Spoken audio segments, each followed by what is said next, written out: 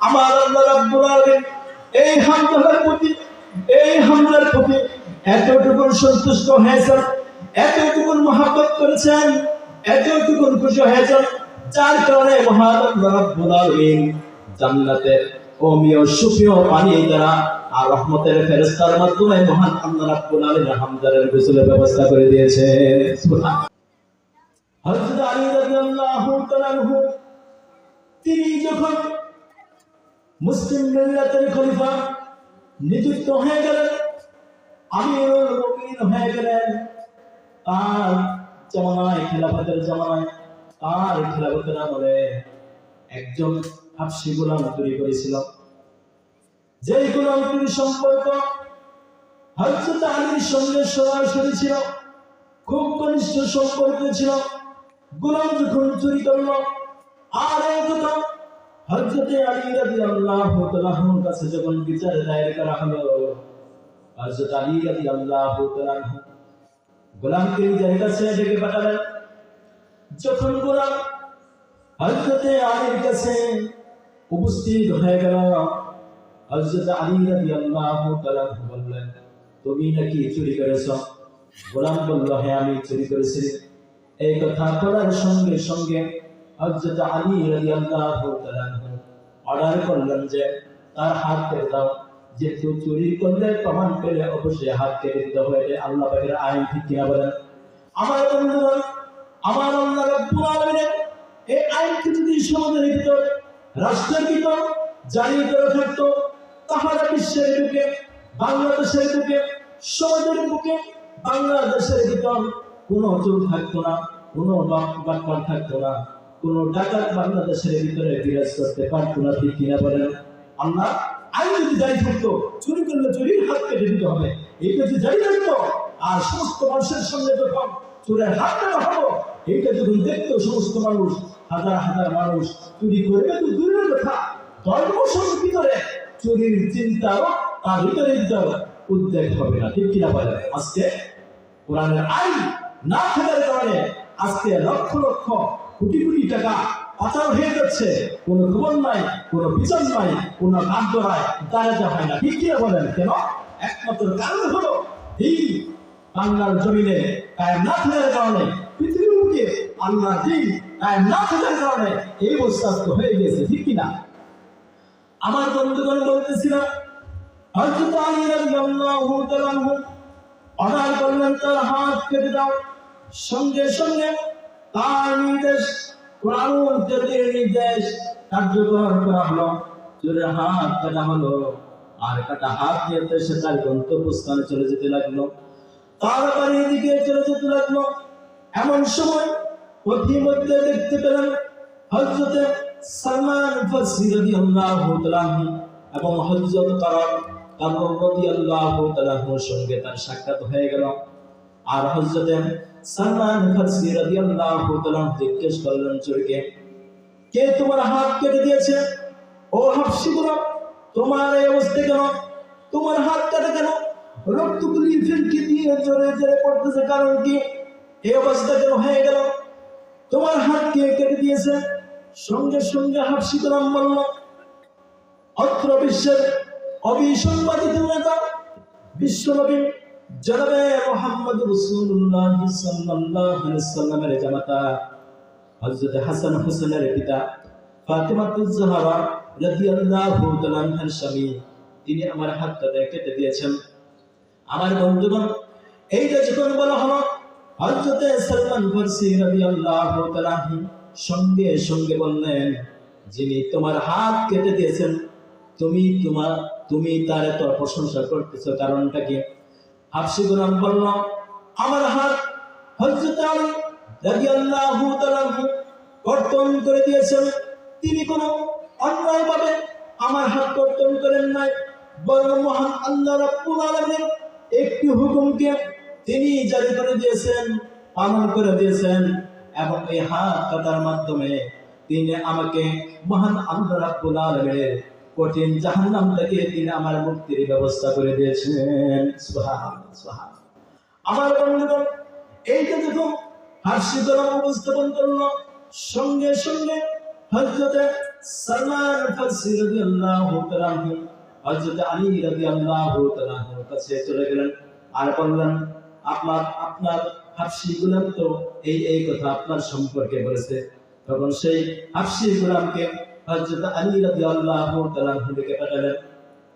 হাবশী গোলাম যখন তার কাটা হাতখানা নিয়ে হযরত আলীর কাছে চলে আসলো, হযরত আলী রাদিয়াল্লাহু তাআলা সঙ্গে সঙ্গে একটি চাদর দিয়ে তার হাতখানে কাটা হাতখানাকে হযরত আলী তার কাটা হাতখানাকে হাবশী গোলামের কাটা হাতখানাকে নিজের দেহের সঙ্গে বুকের সঙ্গে মিলিয়ে দিলেন এবং একটি কাপড় দিয়ে তিনি আবৃত করে দিলেন, রেখে দিলেন।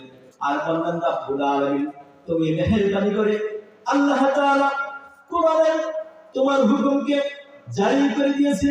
আল্লাহ রব্বুল আলামিন যে কোরআনের হুকুম মোতাবেক আমি কাজটি করে দিয়েছি, আল্লাহ তাআলা মেহেরবানি করে সেই কোরআনের বরকতে তুমি মেহেরবানি করে লোকটির হাতখানা ঠিক করে দাও। সুবহানাল্লাহ। আমার বন্ধুগণ, হযরত আলী রাদিয়াল্লাহু তাআলা মহান আল্লাহ রাব্বুল আলামিনের দরবারে দোয়া করতে দেরি হলো, শেষ করতে দেরি হলো। আমার আল্লাহ রাব্বুল আলামিনের পক্ষ থেকে গায়েব থেকে একটি আওয়াজ আসলো, বলা হলো দেহ থেকে চাদর সরিয়ে ফেলো, আর হাত থেকে চাদরটা সরিয়ে ফেলো। এই কথা বলার সঙ্গে সঙ্গে যখন চাদরখানা সরিয়ে ফেলা হলো, দেখা গেল হাবশী গোলামের কাটা হাত আর কাটা নয়, আপনি সঙ্গে সঙ্গে পূর্বে যেটা আরো ভালো হয়ে গিয়েছে।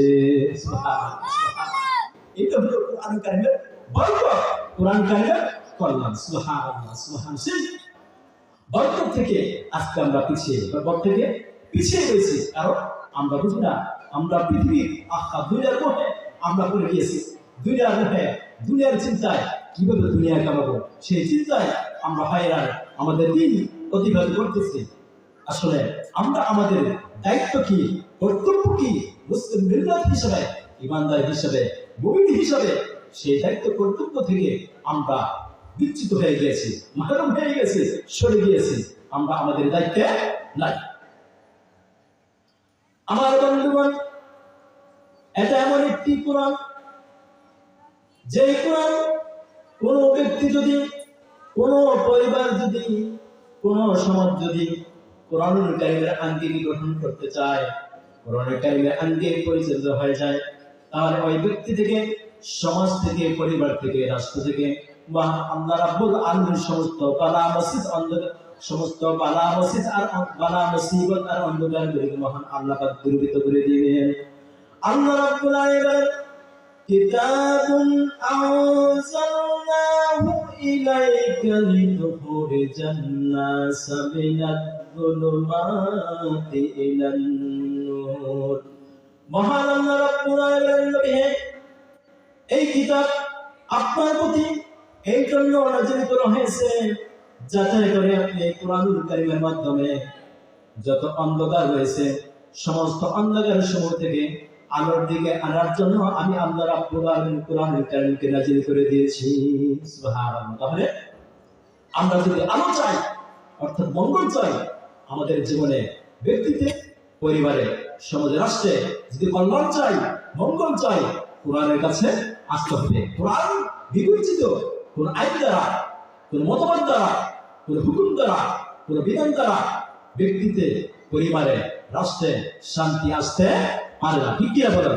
কোরআনের বিধান ছাড়া, আল্লাহর হুকুম ছাড়া কোন প্রকারে কি শান্তি আসতে পারে না, মঙ্গল বয়ে আনতে পারে না, কোন প্রকার কল্যাণ বয়ে আনতে পারে।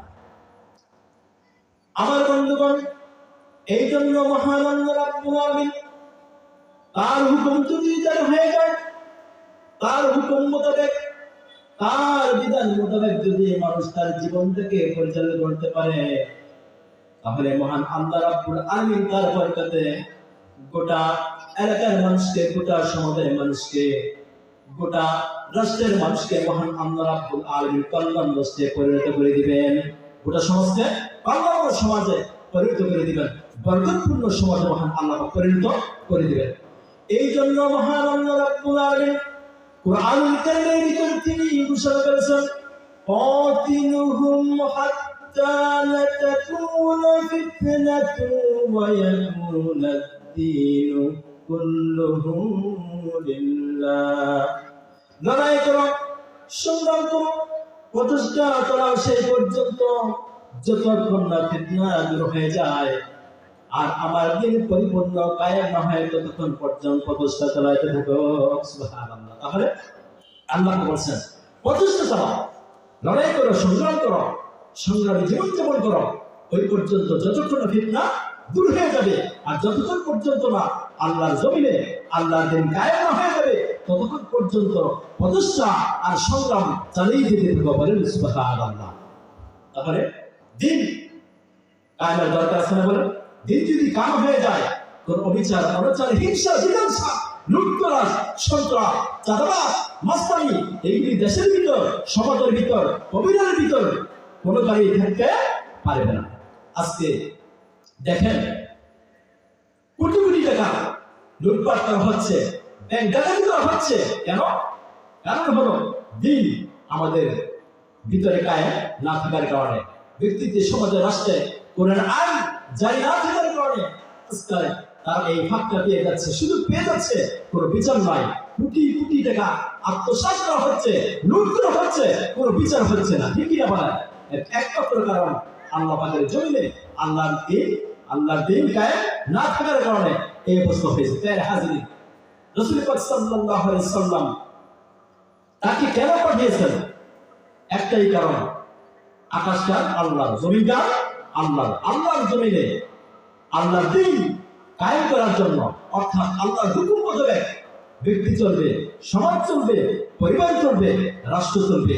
এই কারণে বিশ্বনবী সাল্লাল্লাহু আলাইহি ওয়াসাল্লামের প্রতি মহান আল্লাহ পাক পরিপূর্ণরূপে এই কোরআন কারীমকে তিনি নাযিল করে দিয়েছেন। বলেন আলহামদুলিল্লাহ। এর হাজিরি দিন কায়েম করতে হবে।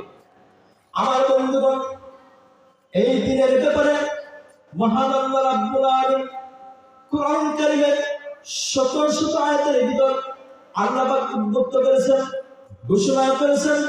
আল্লাহ রাব্বুল আলামিন বলেন তুমিনুনা বিল্লাহি ওয়া রাসূলিহি ওয়া তুজাহিদুনা ফি সাবিলিল্লাহি বিআমওয়ালিকুম ওয়া আনফুসিকুম যালিকুম খায়রুল লাকুম ইন কুনতুম তা'লামুন। মহান আল্লাহ রাব্বুল আলামিন তোমরা আল্লাহর প্রতি, তার রাসূলের প্রতি আর নিজেদের মাল এবং জান দিয়ে তোমরা জিহাদ করো, প্রচেষ্টা চালাও, আর এটাই তোমাদের জন্য উত্তম জন্য অনুধাবন করতে যদি তোমরা বুঝতে পারেন সুবহানাল্লাহ। আল্লাহ পাক বলেন ঈমান আমার প্রতি আর রাসূলের প্রতি আর নিজেদের মাল এবং জান দিয়ে এই পথে দিন কায়েমের পথে, দিন কায়েমের সংগ্রামে আপনি করো, প্রচেষ্টা চালাও, সংগ্রাম করো, লড়াই করো। বলেন না সুবহানাল্লাহ। আমার বন্ধুগণ, মহান আল্লাহ রাব্বুল আলামিন আবার বলেছেন আম হাসিবতুম আন তাদখুলুল জান্নাতা ওয়া লাম্মা ইয়া'লামিল্লাহুল্লাযীনা জাহাদু মিনকুম ওয়া ইয়া'লামাস সাবিরিন। মহান আল্লাহ রাব্বুল আলামিন বলেন মানুষেরা কি মনে করে, তোমরা কি মনে করো তোমরা জান্নাতে দাখিল হয়ে যাবে, জান্নাতে প্রবেশ করবে, অথচ মহান আল্লাহ রাব্বুল আলামিন বলেন তিনি এখনো দেখে নেন নাই তোমাদের মধ্যে কে দিন কায়েমের সংগ্রামে আত্মনিয়োগ করেছে আর কে ধৈর্য অবলম্বন করেছে। মহান আল্লাহ রাব্বুল আলামিন এটা এখনো দেখে নেন নাই। তাহলে যদি বেহেশত লাভ করতে চাই, জান্নাতে যদি দাখিল হতে চাই, দিন কায়েমের সংগ্রামে আল্লাহর জমিনে আল্লাহর দিন কায়েমের সংগ্রামে নিজেদেরকে আত্মনিয়োগ করতে হবে, এই কাজে প্রচেষ্টা চালাতে হবে। তাহলে মহান আল্লাহ পাক আমাকে আপনাকে জান্নাতের অধিবাসী হিসেবে আল্লাহ পাক কবুল করে নেবেন। বলেন সুবহানাল্লাহ। আমার বন্ধুগণ, এই দিন কায়েম করার জন্য আল্লাহর জমিনে আল্লাহর দিনকে কায়েম করার জন্য বিশ্ব নবী জনাবে মুহাম্মদ রাসূলুল্লাহ সাল্লাল্লাহু আলাইহি সাল্লাম প্রতিষ্ঠা করেছেন। তাহের ময়দানে আঘাত পেয়েছেন, উহুদের ময়দানে দান মুবারক শহীদ করে ফেলেছেন, উদ্দেশ্য কেবলমাত্র আল্লাহর জমিনে আল্লাহর দিনকে আল্লাহর হুকুমকে জারি করে দিবেন। অর্থাৎ মহান আল্লাহ রাব্বুল আলামিনের হুকুম মোতাবেক জীবন পরিচালিত হবে, ব্যক্তি পরিচালিত হবে, সমাজ পরিচালিত হবে, রাষ্ট্র পরিচালিত হবে। তাহলে যত অন্যায় আর অবিচার রয়েছে, যত পাপ পঙ্কিলতা রয়েছে, সমস্ত অন্যায় অনাচার পাপ পঙ্কিলতাগুলো মহান আল্লাহ রাব্বুল আলামিন দূরীভূত করে দিবেন। সুবহানাল্লাহ। প্যারে হাজিরিন, দিন কায়েমের সংগ্রামে রাসূল আত্মনিয়োগ করেছিলেন, সাহাবায়ে কেরাম আত্মনিয়োগ করেছিলেন। আমার বন্ধুগণ দেখুন, দিন কায়েমের সংগ্রামে কিভাবে তারা ঝাঁপিয়ে পড়েছিলেন। হযরত হামজা রাদিয়াল্লাহু তাআলা আনহু সবেমাত্র বিবাহ করেছেন, সবেমাত্র বিবাহ করেছেন। আর এমন সময় সকালবেলায় শুনতে পেলেন উহুদের ময়দানে আল্লাহর হাবিব বিশ্ব নবী জনাবে মুহাম্মদুর রাসূলুল্লাহ সাল্লাল্লাহু আলাইহি ওয়াসাল্লাম শহীদ হয়ে গেছেন। এইটা যখন তার কানে পৌঁছে গেল, তিনি সঙ্গে সঙ্গে হয়রান হয়ে গেলেন, পেরেশান হয়ে গেলেন। ফরজ গোসল করতে তাড়াতাড়ি বললেন, বিবি গো, তরবারিটা হাতে দাও, আর ঢালটা হাতে দাও। সঙ্গে সঙ্গে সাথে সাথে তরবারি হাতে নিয়ে ডালটা হাতে নিয়ে ঘোড়ার উপর সওয়ার হয়ে উহুদের প্রান্তরে রওনা হয়ে গেলেন। আর উহুদের প্রান্তরে তিনি জিহাদের ময়দানে ঝাঁপিয়ে পড়লেন। অসংখ্য অগণিত কাফের বেঈমানকে তরবারি আঘাতের মাধ্যমে ছিন্ন বিচ্ছিন্ন করে জাহান্নামে পাঠিয়ে দিলেন। তুমুল যুদ্ধ শুরু হয়ে গেল। এরকম যুদ্ধ অসংখ্য কাফের বেঈমানকে উহুদের প্রান্তরে যুদ্ধের মাধ্যমে কাফেরদেরকে, মুনাফিকদেরকে তরবারি আঘাতে জাহান্নামে পাঠিয়ে দিয়ে এক পর্যায়ে হযরত হামজা রাদিয়াল্লাহু তাআলা তিনিও শহীদ হয়ে গেলেন। তার কারণ হলো পেছন থেকে বর্ষা দিয়ে আঘাত করে তাকে ঘোড়া থেকে ফেলে দেওয়া হলো। আর হিন্দার সঙ্গে সঙ্গে আর তার বুকটা ফেরা হলো। বুক ফেরে কলিজা বের করে, নারীগুলি বের করে, কাফের বেঈমানেরা, ইসলামের দুশমনেরা, ইসলামের শত্রুরা তার কলিজা বের করে হিন্দার হাতে তুলে দিল। হিন্দা তার কলিজা চিবিয়ে চিবিয়ে খেয়ে ফেলতে পারেন নাউযুবিল্লাহ। আমার বন্ধুগণ শহীদ হয়ে গেল।